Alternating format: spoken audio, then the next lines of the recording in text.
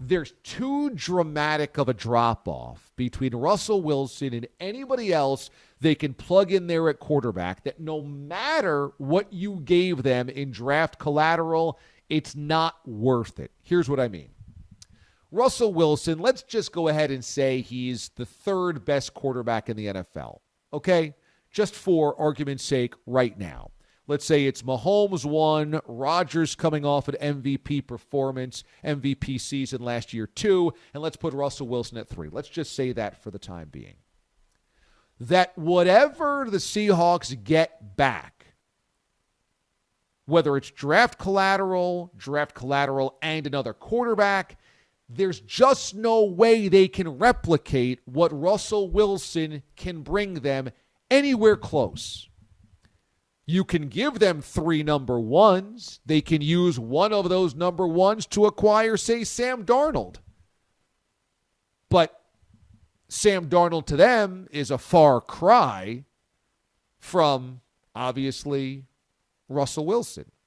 You can use those ones to go get another quarterback out of the open market. You could use those ones to draft another quarterback in the open market. You could use all 3 of those ones, hypothetically, from the Bears and package them to go up and get Justin Fields or Zach Wilson, let's just say. But again, that drop-off from Russell Wilson to said rookie quarterback not only is an enormous football drop-off, it's also buying time before you're a contender again. And the Seahawks are a contender right now because of where Russell Wilson is. There's just no way to swap a quarterback into Seattle and swap out Russell Wilson and for them to remain a contender, and they want to remain a contender. That's how good Russell Wilson is right now. I mean, there's just not, to me, a path for the Seahawks to remain a Super Bowl contender and trade Russell Wilson no matter what you get back in a package of picks or players. And that puts you in an impossible spot. I mean, unless the Chiefs are willing to trade you Patrick Mahomes or the Packers are willing to trade you Aaron Rodgers, then it's a step down. And you might say, well, how about Houston? Deshaun Watson wants out. Yeah, but Russell Wilson needs to waive his no-trade clause, and he ain't going to Houston. So you've got to find a fit for Russell Wilson where he's going to a contender and you remain a contender yourself. And I thought that Will Brinson of CBS Sports put this really well. I love when Will joins us on the show. He tweeted, the Seahawks don't want to trade Russell Wilson to the Bears because then they become the Bears and the Bears become the Seahawks. And that's absolutely right. The moment the Seahawks trade Russell Wilson, they become the Bears. An 8-8 team that has no chance at winning a Super Bowl because their quarterback play is that much worse.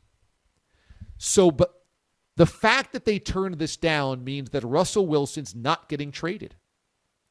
Because you can't put together a better package of number ones, a better package of draft picks. 3 ones and a 3?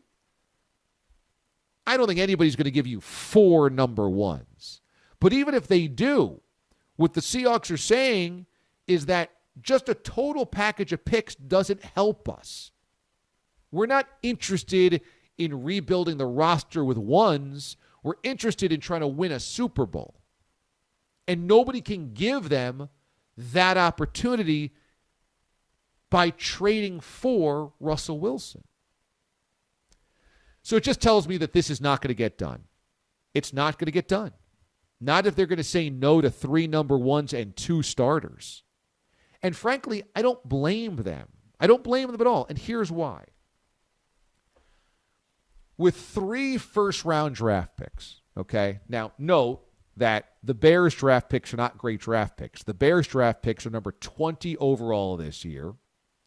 And if they have Russell Wilson, you would imagine those other 2 number ones remain in the 20s or best case scenario for For the Bears, they're awesome, and it's in the 30s, and they're one of the 3 best teams in football record-wise. If you are the Seahawks, those number ones, and granted, you found Russell Wilson in the 3rd round, but those number ones, what are the odds you can use those ones to find the next Russell Wilson? And look, there's an argument to be made that Dak Prescott's a 4th-round draft pick, DA. Wilson's a 3rd-round draft pick, DA. Lamar Jackson's the last pick of the 1st round, DA. You could win Super Bowls seemingly with those guys, so you don't need top 10 picks. True. But here's the other number behind it. The Seattle Seahawks have played football for more than 40 years. We're going on 45 years of Seahawks football. And Wilson is by far their best quarterback ever. Better than Jim Zorn, better than Dave Krieg, better than Matt Hasselbeck. You go down the list. So, yeah, Lamar Jackson was number 32. And, yeah, Russell was in the 3rd round. And, yeah, Dak was in the 4th round. And, yeah, the greatest quarterback of all time was drafted in the 6th round. But you've had 50 years nearly of drafting in the NFL, and you haven't found anybody close to Russell Wilson. So you want to take those odds again? you want to spin the wheel of odds again that you think you'll find Wilson again? First time in 45 years.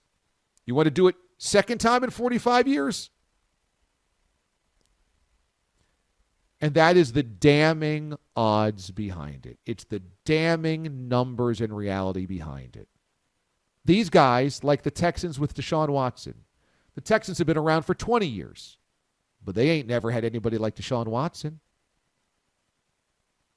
David Carr, Matt Schaub, any of the junk QBs that they've trotted out there and gone 9-7 with.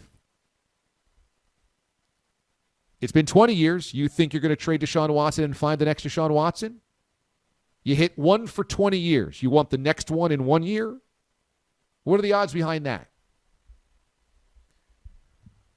I mean, I think that we think that it can be done because it was done in San Francisco once upon a time, and it's been done in Green Bay, and that's why I think that Patriots fans say, in Bill we trust.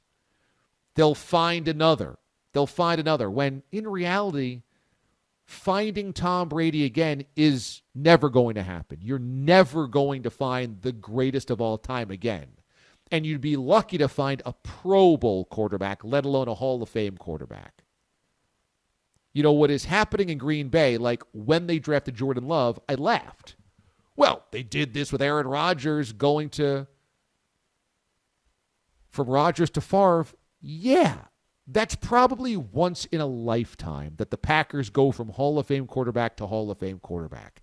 The odds that Jordan Love just carries on this 30-year streak of Hall of Fame QBs, the odds are that ends. That ends with Jordan Love because just doing it once was impossible enough. Doing it twice without a blip, it's just not going to happen. The numbers say it's not going to happen. The odds are it's not going to happen.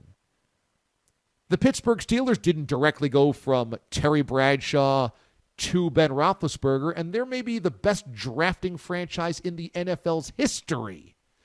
They went from Terry Bradshaw to Mark Malone, to Neil O'Donnell, to a bunch of other no-name guys. Cordell Stewart, not a no-name guy.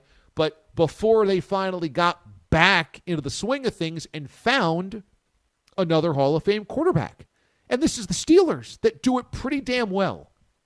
The Steelers go from 1983 to 2004, 2003, 20 years without a Hall of Fame quarterback. Okay, go ahead, Seattle. See if you can find the next one. Green Bay, see if Jordan Love is that guy. Houston, go ahead and try to find one after Deshaun Watson. That is the impossible odds that are stacked up against you, which is why I don't blame the Seattle Seahawks for saying no. The moment you trade Russell Wilson, you're no longer a Super Bowl contender. everything has to go right for you to find that next guy. I mean, a top 3 quarterback in the NFL, top 3, that you're going to somehow sniff it out and fake out everybody else and dupe everybody else and find that guy again? And without missing a beat? It's not going to happen. So for John Schneider and for Pete Carroll and for an organization that just went 12-4, there actually is no price on Russell Wilson. There's no price.